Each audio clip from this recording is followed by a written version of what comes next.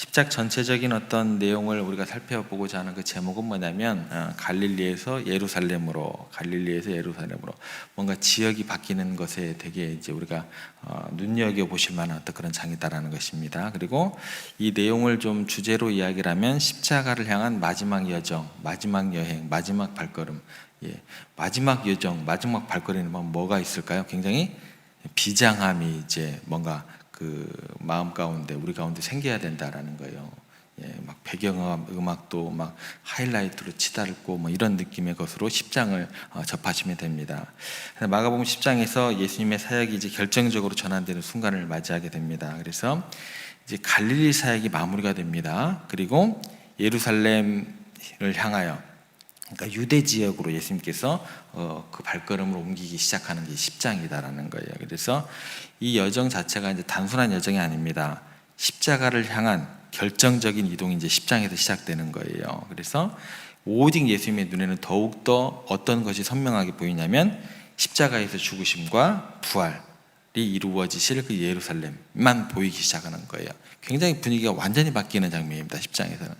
그래서 단순한 어떤 지리적인 이동으로가 아니고 정말 인류 구원의 대역사를 완성시키기 위한 예수님의 결단의 어떤 그런 여정이다라는 거예요.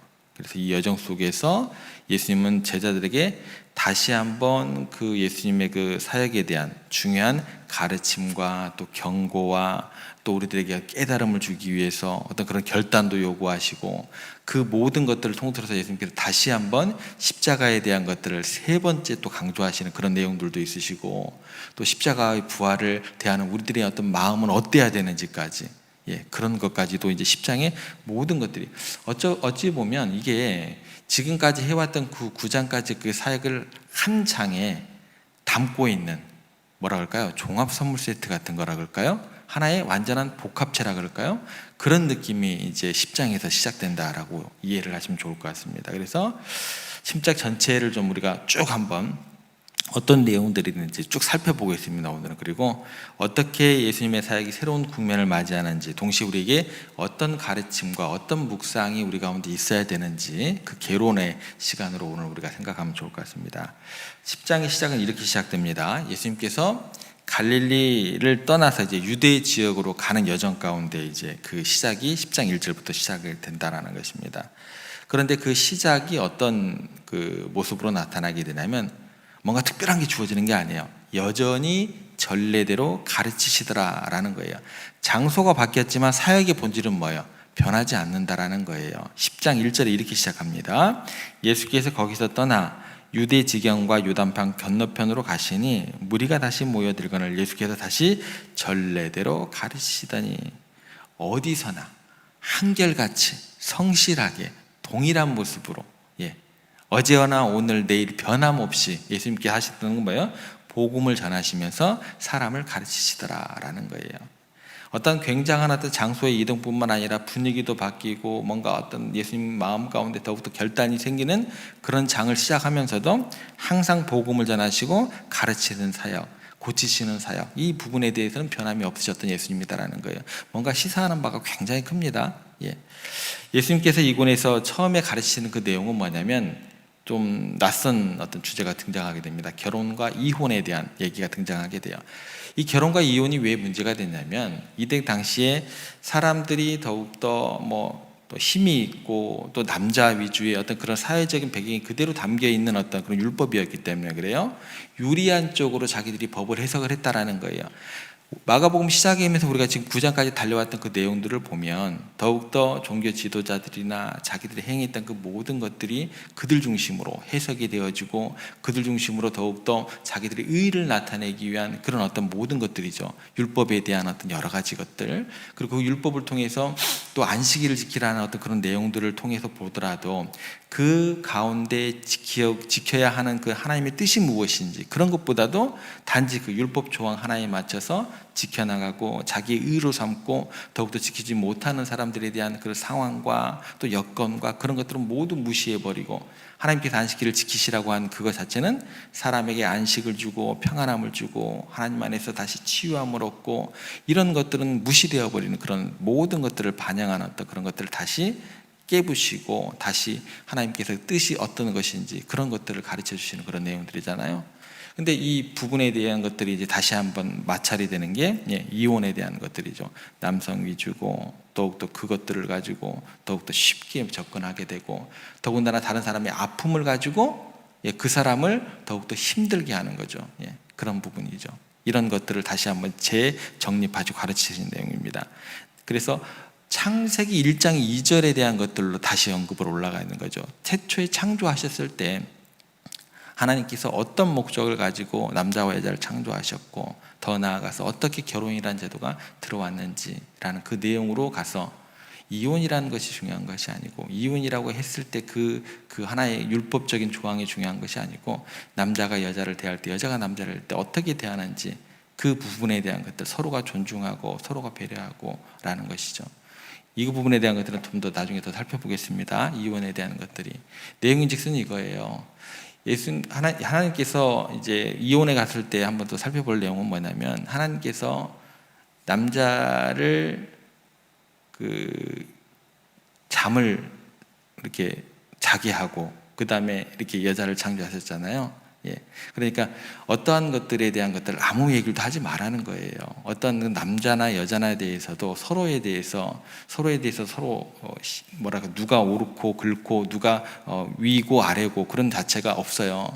왜냐하면 하나님께서 남자와 여자를 똑같이 창조하셨다는 누가 먼저 그러니까 만약에 하나님께서 그 남자와 여자에 대한 것들을 뭔가가 누가 우위고 또 누가 또 먼저고 이런 것들을 하고자 하면 누가 또 영향을 끼치고 하자고 한다면 잠을 재울 필요가 없거든요. 남자에 대해서도 아무 말도 하지 말라는 거예요. 근데 이제 보통은 우리가 생각할 때 뭔가 이야기가 되는 것은 내가 뭔가가 영향이 있기 때문에 더 그렇게 이야기를 하고자 하는 건데 하나님께서 남자를 뭔가가 더 우위에 두고 또 어떤 것들에 대한 것들을 하고자 한다면 잠을 안 재우고 이렇게 창조를 하셨겠죠. 아무 말도 하지 말라는 거예요. 내가 그렇게 이야기를 하신다라는 거. 그건 나중에 더 깊게 좀 살펴보겠습니다. 어찌됐건 이 처음에 가르침 자체가 뭐냐면 결혼이 하나님의 계획하신 창조 질서의 중요한 부분을 강조하시면서 이혼에 대한 허용 자체가 인간의 완악한 마음이다라는 것이죠. 완악한 마음. 내가 뭔가를 더 했고 이런 마음에서 출발했다라는 그걸 지적하시고 하나님의 뜻을 바로 이해하고 그 뜻에 순종하는 것이 얼마나 중요한지 다시 한번 그 가르침에 대한 것들을 주신다라는 거예요. 안식일 논쟁하고 거의 비슷한 어떤 그런 논쟁이다 생각을 하시면 좋을 것 같습니다. 그리고 이혼했다라는 것 자체는 어떤 사람들의 아픔이잖아요. 근데 아픔을 가지고 와가지고 예수님한테 이것이 옳으니까 그거 시험한다라는 것이죠. 그 자체가 잘못됐다라는 것입니다. 그리고 그 다음에 이야기 나오는 것이 뭐냐면 하나님의 나라입니다. 하나님의 나라. 하나님의 나라에 대한 가르침이 어떤 가르침이 올바른 관점인지 이야기를 해주시거든요. 예수님께 데려온 사람들이 어린아이들이 이제 꾸중을 듣는 장면에서 예수님께서 뭐라고 얘기를 하시냐면 어린아이들과 같이 하나님 나라를 받들지 않는 자는 결코 그곳에 들어가지 못한다라는 거예요. 그러니까 너희들이 생각하는 율법이나 어떤 신학적인 지식이나 그런 것이 중요한 것이 아니다라는 거예요. 뭔가 내세운 게 중요한 게 아니다라는 거예요. 마음 가운데 순수함이 있느냐, 하나님을 온전히 의지함이 있느냐, 하나님을 신뢰함이 있느냐, 이게 더 하나님 나라의 관점에서 더 중요하다라는 거예요. 율법 조항 하나하나 자체가 중요하다는 것이 아니다라는 것입니다. 그리고 난 다음에 누구 얘기가 나오냐면 부자 청년 이야기가 나옵니다. 너희들이 하나님 나라에 들어가기 위해서 어느 정도의 헌신을 자꾸 네가 했다고 강조를 하고 그렇게 하는 어떤 모습들을 본다. 그게 대표되는 게 부자 청년입니다. 뭐라고 얘기를 하냐면 내가 어렸을 때부터 모든 계명을 지켰나이다. 그 계명 자체가 지킴이 자기에게 하나의 의가 되는 거죠. 근데 그 마음 가운데 정말 그 계명을 지키기 위한 그 마음의 근본이 있었다는 거예요. 그래서 뭐라고 얘기를 하시냐면 네가 계명을 다 지킨다고 할 텐데 그러면 너에게 있는 것을 다 팔아서 가난한 자들에게 주라. 정말 하나님 안에서 부유함이라는 게 뭐냐는 거예요. 내가 율법조항 한 100개가 있는데 그걸 다 지켰다고 한다면 그게 정말 하나님 안에서 나에게 부유함, 천국을 누리는 자로 살아갈 수 있느냐라는 거예요. 근데 이 사람이 예수님의 그 얘기를 듣고 어떻게 돼요? 근심하여 떠나게 됩니다. 그러니까 재물이 있는 자는 하나님 나라에 들어가기가 어렵다라는 거예요. 내가 100개, 1000개, 10,000개의 율법을 지킨다 할지라도 내 마음 가운데 정말 하나님께서 주신 그 계명의 근본이 무엇인지 그 깨달음이 없고 또 그거에 대한 근본적인 어떤 그 이유에 대한 것을 생각함과 묵상이 없다고 한다면 100개, 1000개, 10,000가지는 뭐가 돼요? 항상 내 마음의 자리에서 근심으로 다가오는 것이고, 하나님을 향한 참된 신앙이 아니라 더욱더 그 모습 자체가 나에게 일상에 있어서 항상 괴로움으로, 힘듦으로, 근심하며 하나님을 자꾸 떠나게 만드는, 하나님을 자꾸 멀리하게 만드는 그런 삶을 살게 된다는 거예요. 내가 그렇게 되면은요, 다른 사람까지 그렇게 만들 확률이 굉장히 높습니다. 예. 그런 부분에 대한 것들을 다시 재정립하시는 장면으로 이해하시면 될 것 같습니다. 하나님 나라에 굉장히 들어가기 어렵다라는 거예요. 그래서 진정한 부가 무엇이냐? 하나님 안에서 참된 자유함과 안식을 찾아야 된다라는 거예요. 그래서 우리의 신앙과 재물, 그리고 하나님에 대한 헌신을 다시금 재정립하게 또 생각하게 만드는 그런 이야기가 진행이 됩니다. 그래서 우리가 무엇을 붙들고 있는지, 또 우리의 마음이 어디에 사로잡혀 있는지, 우리가 정말 하나님을 신뢰하고 있는지, 우리의 삶을 정말 하나님께 온전히 맡길 수 있는지, 이 장면을 통해서는 그런 묵상을 우리가 해야 될 것 같습니다. 그리고 이제 드디어 등장하는 게 뭐냐면 십자가를 향한 더욱 결단입니다. 예수님께서 항상 얘기합니다. 성경은요, 우리에게 내가 그 길을 가야 된다라고 이야기를 먼저 하세요. 너희들 이거 해라 라는 것은 세상신입니다. 예, 세상적인 종교예요.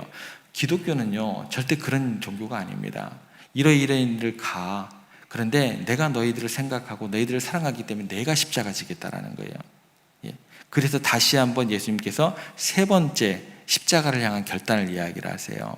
예. 예수님께서 제자들에게 자신의 죽음과 부활을 다시 한번 예고하시면서 십자가를 향한 결단을 다시 한번 하더라는 것입니다. 그래서 그 순간마저도 제자들이 이 십자가를 향한 고난과 결단에 대한 것들을 잘못 이해를 해요. 그래서 예수님께서 다시금 그 길을 마음 가운데 결단하시고 제자들에게 그 길을 몸소 보여주시면서 인류 구원을 향한 유일한 길이 이 길밖에 없다라는 것들 이야기하시는 그런 장면으로 연결이 됩니다. 그리고 난 다음에 누구 이야기가 나오냐면 바디메오 이야기가 나옵니다. 그러면 우리의 구원의 문제는 어떻게 해결해야 되느냐? 믿음의 본질을 우리가 온전히 치유받기 위해서는 어떤 모습으로 취해야 되느냐? 바디메오가 어떤 얘기를 하냐면 다윗의 자손이 나를 불쌍히 여기소서. 어떠한 일을 이룬다 할지라도 우리가 더욱더 하나님 앞에서 우리가 고백해야 될 말은 뭐냐면, 예수님께 고백해야 될 말은 뭐냐면 나를 불쌍히 여기소서. 이게 뭐예요? 진정한 믿음의 표본이 될 수밖에 없다라는 것입니다. 그래서 예수님께서 그렇게 이야기를 하세요. 그의 믿음을 보시고 그를 치유하셨다라는 거예요. 그러니까 이 사건을 통해서 제자들이 가져야 할 믿음의 본질은 뭐냐면 다른 건 다 필요 없습니다. 다 필요 없어요. 간절하고도 진실된 하나님을 향한 마음과 그 믿음, 신뢰함, 이게 우리의 모든 것들을 이루는 역사가 될 수밖에 없다라는 것입니다. 그래서 마가복음의 전체적인 내용을 보면 뭔가 안식일 논쟁이 이혼 논쟁으로 연결되는 것 같고, 또 정말 자기가 높아지고자 하는 그 사람들의 어떤 그런 내용들, 또 그것 가지고 내가 뭔가를 이루었다, 내가 천국에 간다, 너 지옥에 간다, 이런 내용들을 가지고 다시금 그게 율법이나 그런 조항들, 너희들이 어떤 그 행함이나 이런 것들이 문제가 되는 것이 아니고 정말 본질이 무엇인지, 믿음이라는 무엇인지, 전적인 신뢰함이라는 무엇인지 다시 한번 점검을 하시고 다시 한번 결단을 촉구하시고, 제자들 정말 주님을 따른다는 게 무엇인지, 정말 어떤 것인지 다시 한번 점검을 해주시고 직접 그 길을 먼저 한번 가시겠다고 다시 결단하시고, 그 길을 몸소 다시 한번 가시는 그 예수님의 모습, 어찌 보면 10장 자체가 마가복음 1장에서 9장까지 모든 내용을 다시 한번 담고 있는 장면으로 이해를 하시면 좋을 것 같습니다. 그래서 10장을 접하실 때 우리는 이렇게 하셔야 돼요. 마지막 예수님께서 유대 여행을 통해서 우리가 따라가야 될 길이 어떤 길인지 다시 한번 복습하신다라고 생각하시면 좋을 것 같습니다. 장소가 바뀌어도 변함없이 진리를 선포하시고 또 제자들에게 올바른 신앙과 결단을 요구하시는 그런 모습이다라는 거예요. 우리도 마찬가지예요. 장소에 따라서 또 진리가 변화되는 것도 아니고 시대에 또 어긋나는 것도 아니고, 시대에 따라서 사람이 나이가 먹어감에 따라서 막 진리가 막 바뀌고 선포되는 내용도 바뀌고, 어떤 결단의 내용도 바뀌고 그러면 안 된다라는 것이죠. 그래서 우리가 앞으로 10장을 보면서 우리 주님을 따라 십자가의 길을 결단할 때 어떠한 상황에서도 믿음을 지키면서 주님의 가르침을 따를 것을 우리가 10장을 통해서 결단하는 시간이 되었으면 좋겠습니다. 예수님께서 보여주신 그 길을 묵상하면서 우리의 삶 속에서도 또 그분의 가르침에 따라서 바른 결정, 바른 신앙의 길을 가는 우리가 되었으면 좋겠습니다. 십장의 여정, 그 길을 따라서 우리가 십자가의 길을 감에 있어서 참단 제자됨의 길이 어떤 것인지 다시 한번 묵상하는 시간 되었으면 좋겠습니다. 굉장히 길어요. 10장 내용 자체가. 내일부터 1절부터 저희들 다시 한번 깊게 또 함께 묵상하는 시간 되었으면 좋겠습니다. 오늘 가서 한번 쭉 읽어보시고 또 어떤 내용들이 있는지, 이 내용들이 어떻게 십자가의 길로 연결되는지 그 내용을 한번 생각해 보시고 귀한 어떤 은혜의 시간으로 기대하시는 오늘 하루가 되었으면 좋겠습니다.